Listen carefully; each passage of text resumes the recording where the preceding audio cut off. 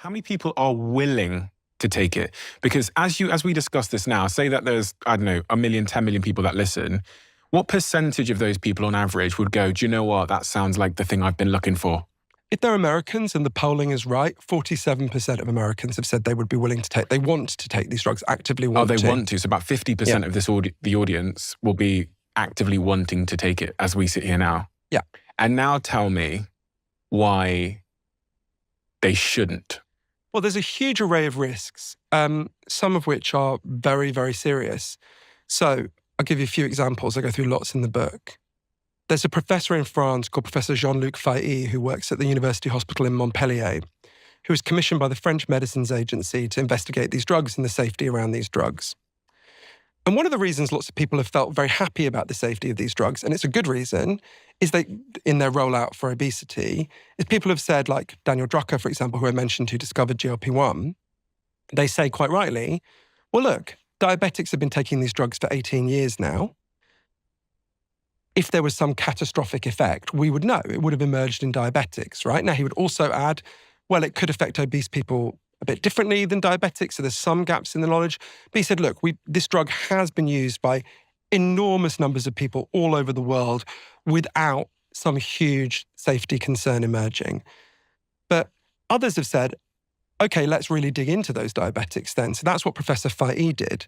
So they've got very good health databases in France, the best in the world. So he decided to look at diabetics who'd taken these drugs for 3 years, sometime between 2006 and I think 2015.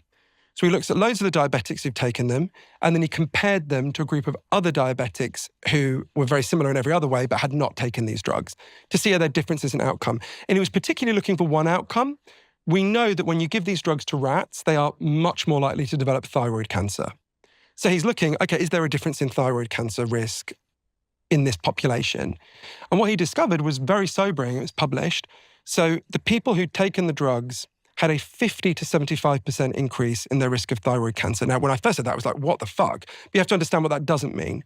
That doesn't mean 50 to 75% of people who take the drug get thyroid cancer. If it was that outcome, they would pull it immediately and no one would ever take it again.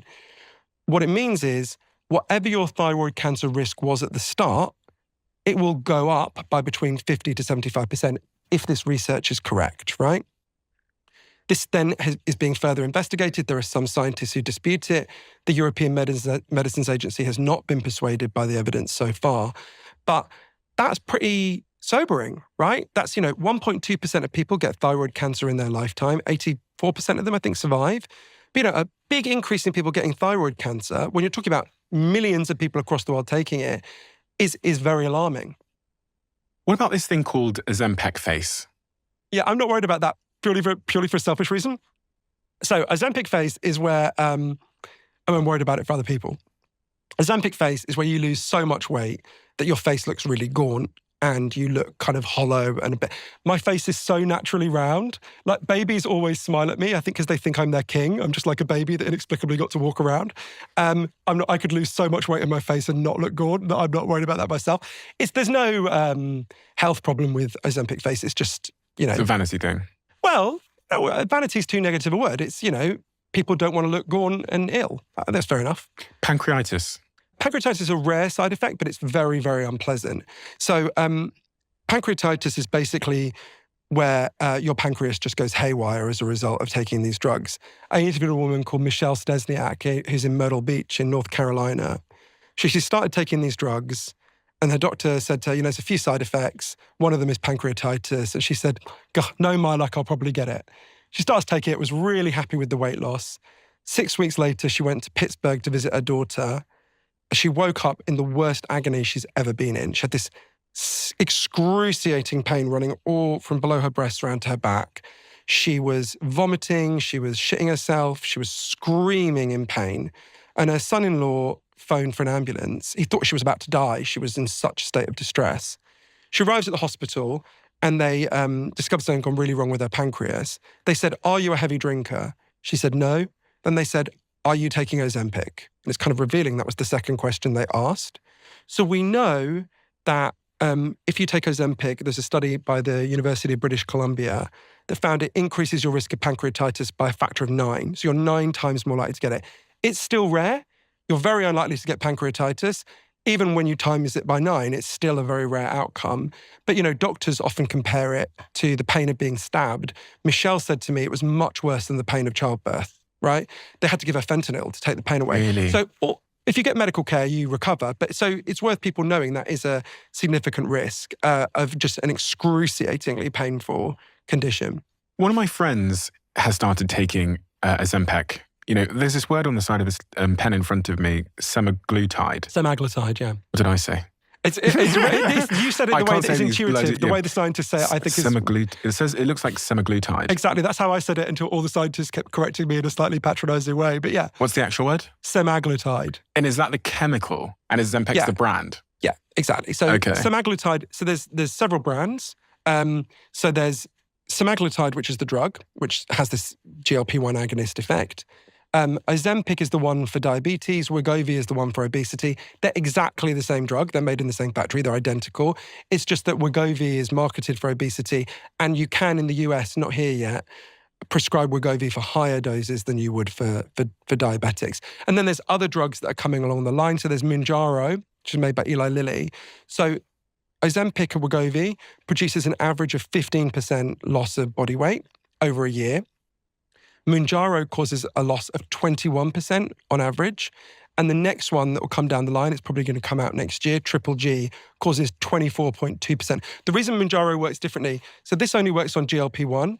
Mounjaro adds another gut hormone, GIP. So it works on 2 gut hormones, not just one. And Triple G works on 3 gut hormones. And there's going to be more and more drugs. I mean, there's 37 gut hormones that can affect appetite, they think.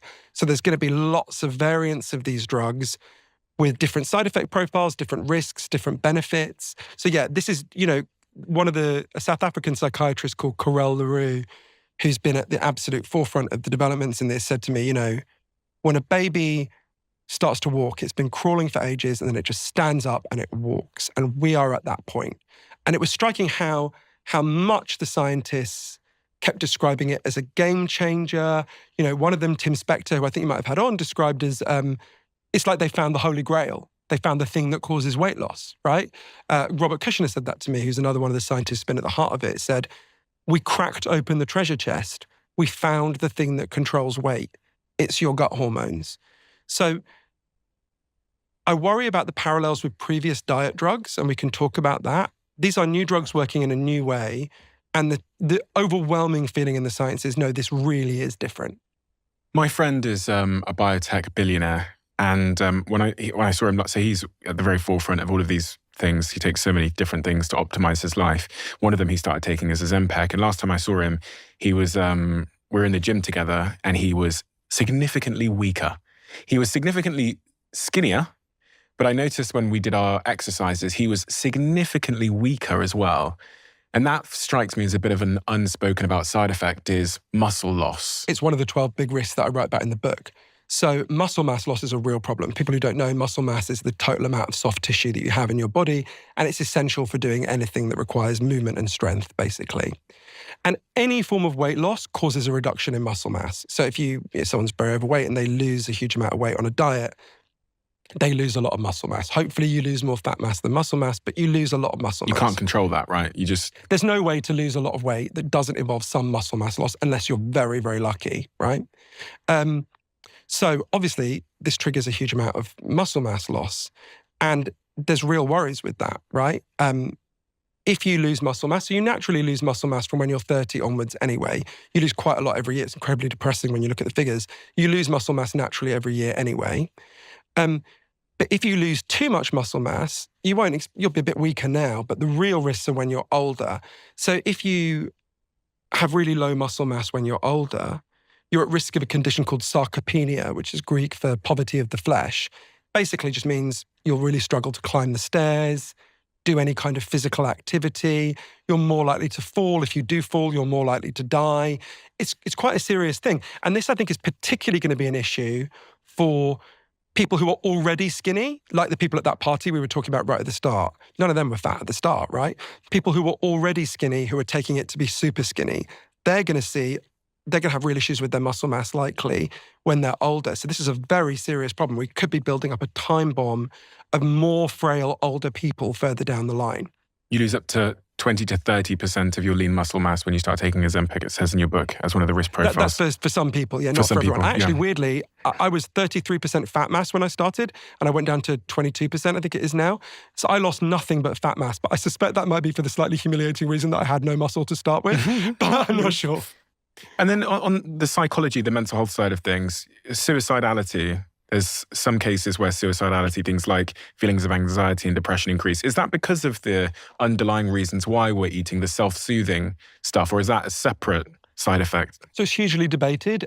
There isn't even agreement that the drugs cause that effect in a minority of people. You've got to bear in mind, at any given time, some of the population becomes suicidal. Some of them will be taking these drugs. So it's very hard to disentangle that, especially early on. So some scientists would say there isn't even any evidence they cause suicidality. Among the scientists who fear that it may cause suicidality, there's a big debate.